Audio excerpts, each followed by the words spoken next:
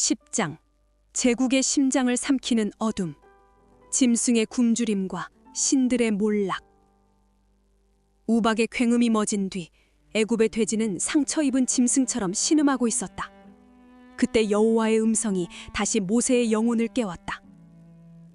이번 심판은 단순히 바로의 항복을 받아내는 방편이 아니라 대대로 이스라엘 후손들의 역사 속에 영원히 비칠 살아있는 교본이 되어야 했다.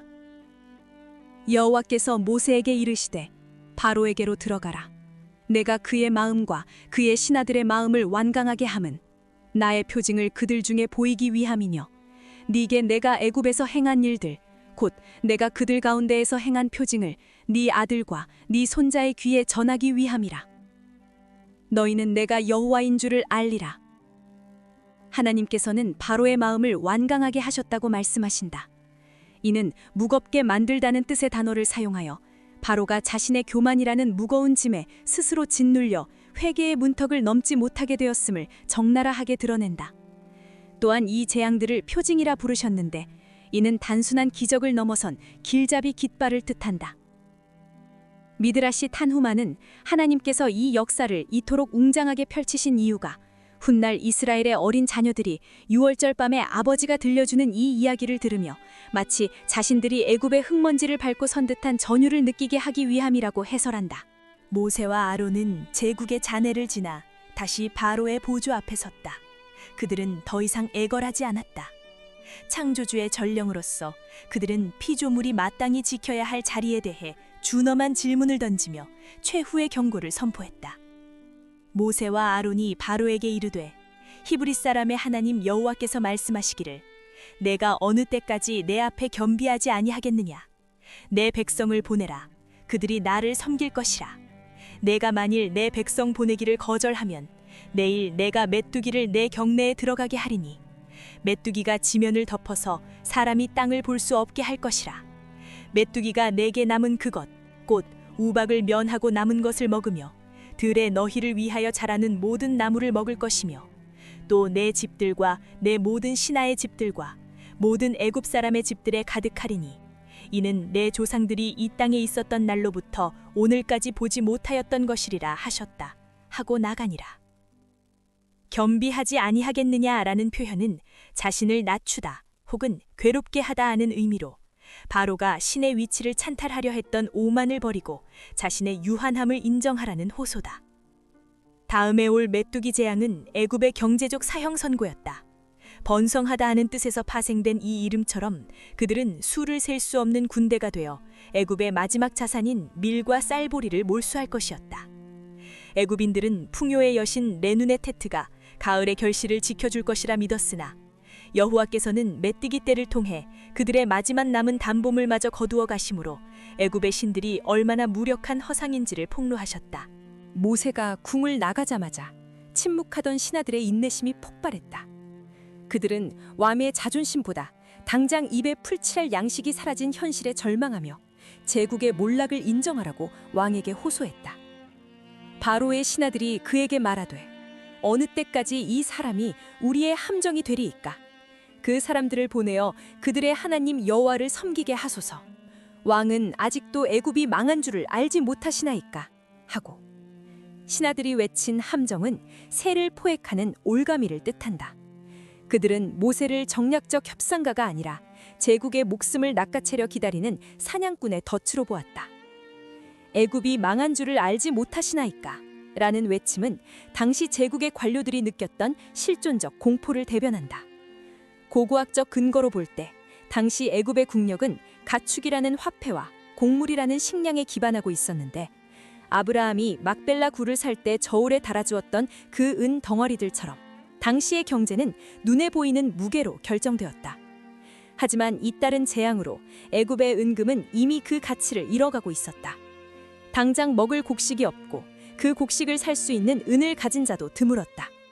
이런 극한의 상황에서 이스라엘이 소유한 수많은 가축은 단순한 짐승이 아니라 애굽의 무너진 경제를 다시 세울 수 있는 유일하고도 거대한 살아있는 화폐였다.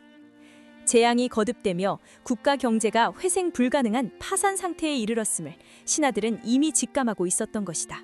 방금 전까지 모세를 향해 독서를 내뱉던 신하들이 이제는 파멸의 공포에 질린 채 궁정뜰을 가로질러 달려나갔다. 그들은 성문을 나서던 모세와 아론의 옷자락을 붙잡다시피 하여 다시금 바로의 보좌 앞으로 급히 인도했다. 제국의 중신들이 히브리의 예언자를 앞다투어 모셔오는 이 기이한 광경은 애굽의 자존심이 이미 여호와의 권능 앞에 처참히 무너졌음을 상징하는 서글픈 상황이었다.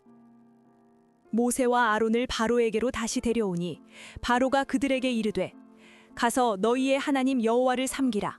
갈 자는 누구누구냐? 모세가 이르되 우리가 여호와 앞에 절기를 지킬 것인즉 우리가 남녀노소와 양과 소를 데리고 가겠나이다. 바로가 그들에게 이르되 내가 너희와 너희의 어린아이들을 보내면 여호와가 너희와 함께함과 같으니라. 보라, 그것이 너희에게는 나쁜 것이니라. 그렇게 하지 말고 너희 장정만 가서 여호와를 섬비라. 이것이 너희가 구하는 바니라. 이에 그들이 바로 앞에서 쫓겨나니라. 신하들에 의해 다시 불려온 모세 앞에 바로는 여전히 옥좌에 앉아 있었으나 그의 눈빛에는 패배의 빛을 감추기 위한 간교한 계략이 번득이고 있었다. 그는 이스라엘의 가장 연약한 고리인 어린아이와 노인들을 볼모로 잡아 그들의 영혼은 보내주되 육신은 다시 애굽의 노예로 돌아오게 만드는 고도의 정략적 술수를 제안했다. 바로는 장정만 가라고 못 박으며 부녀자와 아이들을 애굽에 남겨두어 이스라엘의 심장을 담보로 잡으려 했다. 이에 모세가 남녀노소와 양과 소를 데리고 가겠다고 답한 것은 하나님의 예배에는 세대 간의 단절이나 소유의 분리가 결코 있을 수 없음을 선포한 것이다. 특히 가축을 동행시키겠다는 모세의 의지는 당시 경제적 고증과 맞물려 더욱 빛을 발한다. 동전 한 입 존재하지 않던 그 시대에 가축은 곧 제국의 살아있는 화폐이자 부의 척도였다. 개마라적 관점에서 볼 때 모세는 재산이 있는 곳에 마음이 머문다는 인간의 본성을 꿰뚫고 있었다. 만약 가축을 애굽에 남겨둔 채 몸만 떠나면 이스라엘은 광야에서 예배하는 중에도 끊임없이 두고 온 재산을 염려하며 뒤를 돌아볼 것이었다. 모세는 가축을 함께 데리고 감으로써 이스라엘의 발목을 잡는 미련의 밧줄을 끊어내고 그들의 삶의 기반 전체를 하나님의 통치 영역으로 완벽히 이동시키려 한 것이다. 바로는 이 완강한 거절에 경노하며 악이 너희 얼굴 앞에 있다고 위협했다. 이는 모든 가솔과 재산을 데려가겠다는 것은 도주하겠다는 반역의 기색이 역력하니 너희 앞날에 오직 재앙과 죽음만이 기다릴 것이라는 서늘한 저주였다. 결국 모세와 아론은 신하들의 손에 이끌려 들어왔던 그 길로 이번에는 왕의 노여움에 밀려 궁 밖으로 거칠게 쫓겨나고 말았다. 협상이 결렬되자 모세는 다시금 보좌를 등지고 궁정 뜰로 나섰다. 그의 손에 들린 지팡이가 푸른 하늘을 향해 단호히 뻗어지자 평온하던 애굽의 대기 속에 이질적이고도 불길한 기류가 감돌기 시작했다. 그것은 나일강의 습기를 머금은 자애로운 바람이 아니었다.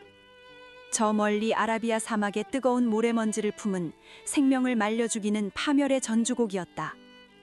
여호와께서 모세에게 이르시되 애굽 땅 위에 네 손을 내밀어 메뚜기를 애굽 땅에 올라오게 하여 우박에 상하지 아니한 밭에 모든 채소를 먹게 하라 하시매 모세가 애굽 땅 위에 그 지팡이를 들매 여호와께서 동품을 일으켜 온 낮과 온 밤에 불게 하시니 아침이 되매 동풍이 메뚜기를 불어들인지라 메뚜기가 애굽 온 땅에 이르러 그 사방에 내림에 그 피해가 심하니 이런 메뚜기는 전에도 없었고 후에도 없을 것이라.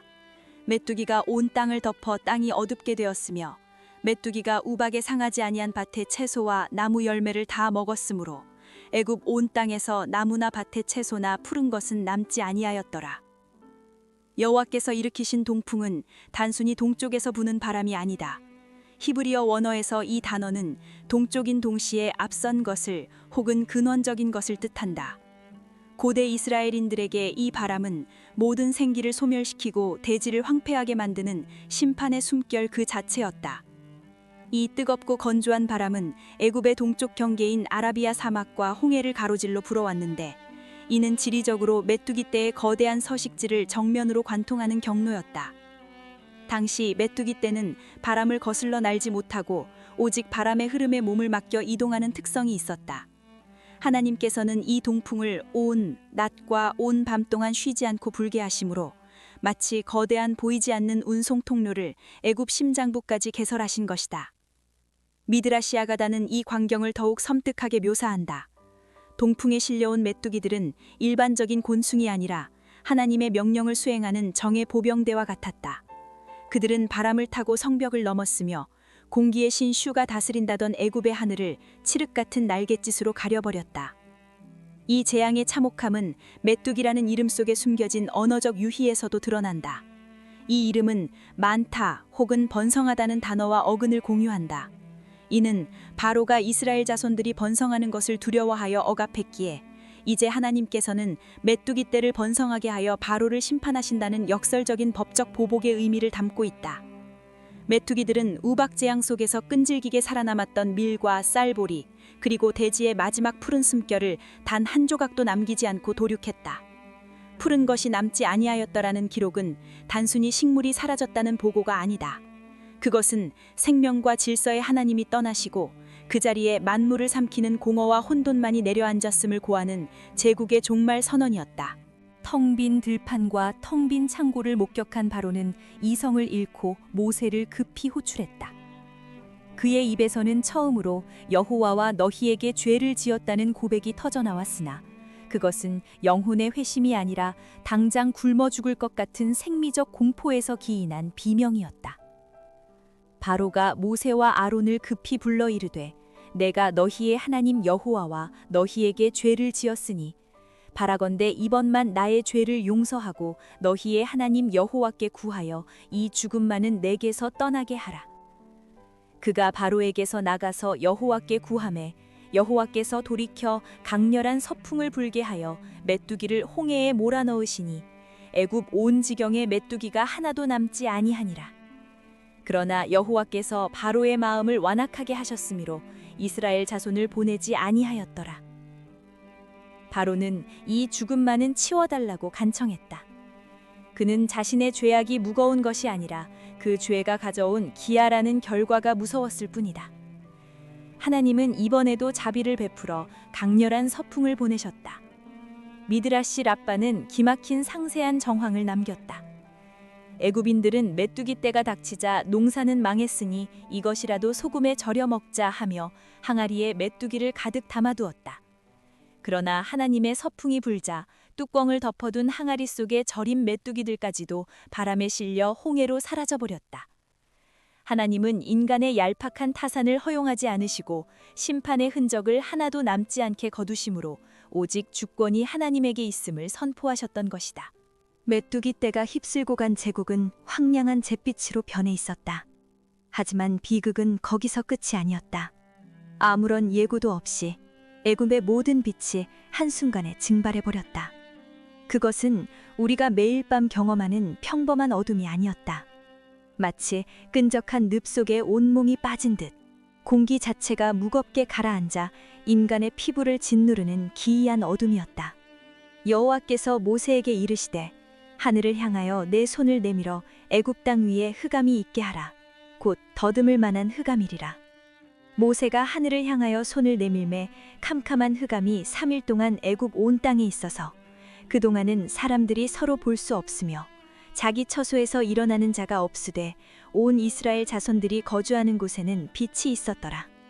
성경이 묘사한 더듬을 만한 흑암은 손바닥에 묵직한 저항감이 느껴지는 실체 있는 어둠이었다. 오늘날 과학자들은 빛이 아주 미세하지만 누르는 힘을 가지고 있다고 말한다. 하나님께서 애굽에서 모든 빛을 거두셨을 때 평소 우리를 부드럽게 감싸주던 빛의 에너지가 한꺼번에 빠져나갔고 그 빈자리를 차갑고 무거운 공허가 채운 것이다. 마치 물속에서 걷는 듯한 답답함 같았다. 탈무드는 이 어둠이 마치 묽은 두꺼운 진흙 같아서 애굽인들이 몸을 일으키려 해도 어둠의 무게에 눌려 손가락 하나 까딱할 수 없었다고 전한다. 3일 동안 그들은 숨조차 마음대로 쉬지 못한 채 자신이 들이마시는 공기조차 어둠의 조각인 것 같은 극심한 공포 속에 갇혀 있었다. 반면 이스라엘 백성이 거하는 고센에는 기적 같은 빛이 머물렀다. 미드라시는 이 빛이 단순히 태양의 반사광이 아닌 태초의 질량이 부여되기 전 창조의 아침에 비추었던 원초의 빛이었다고 전한다.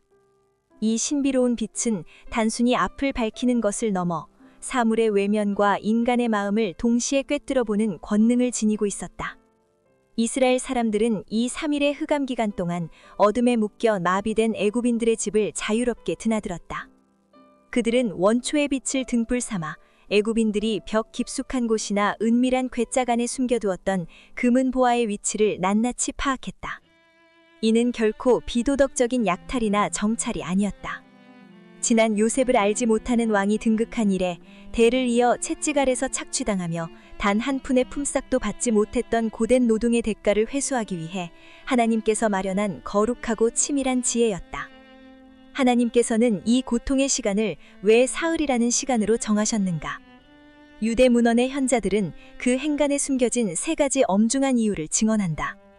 첫째, 이스라엘 내부의 정결을 위한 배려였다.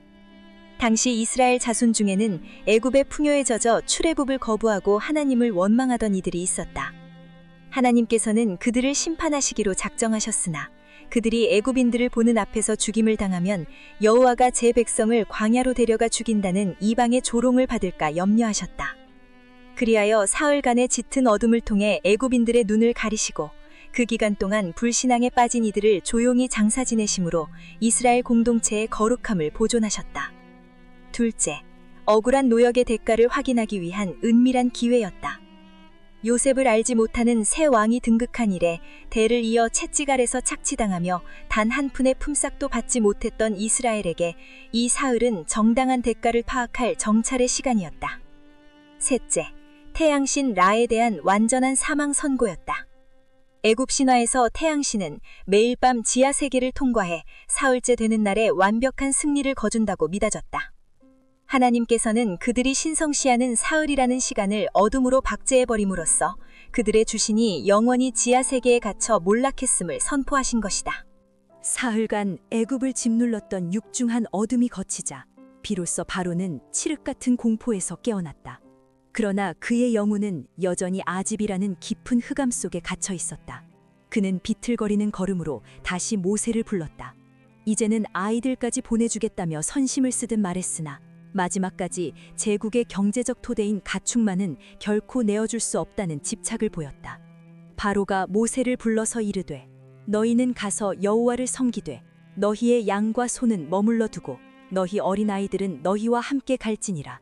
모세가 이르되 왕이라도 우리 하나님 여호와께 드릴 제사와 번제물을 우리에게 주어야 하겠고 우리 가축도 우리와 함께 가고 한 마리도 남길 수 없으니 이는 우리가 그 중에서 취하여 우리 하나님 여호와를 섬길 것임이며 또 우리가 거기 이르기까지는 어떤 것으로 여호와를 섬길지 알지 못함이니이다 하니 여호와께서 바로의 마음을 완악하게 하셨으므로 그들 보내기를 즐겨하지 아니하고 바로가 모세에게 이르되 너는 나를 떠나가고 스스로 삼가 다시 내 얼굴을 보지 말라.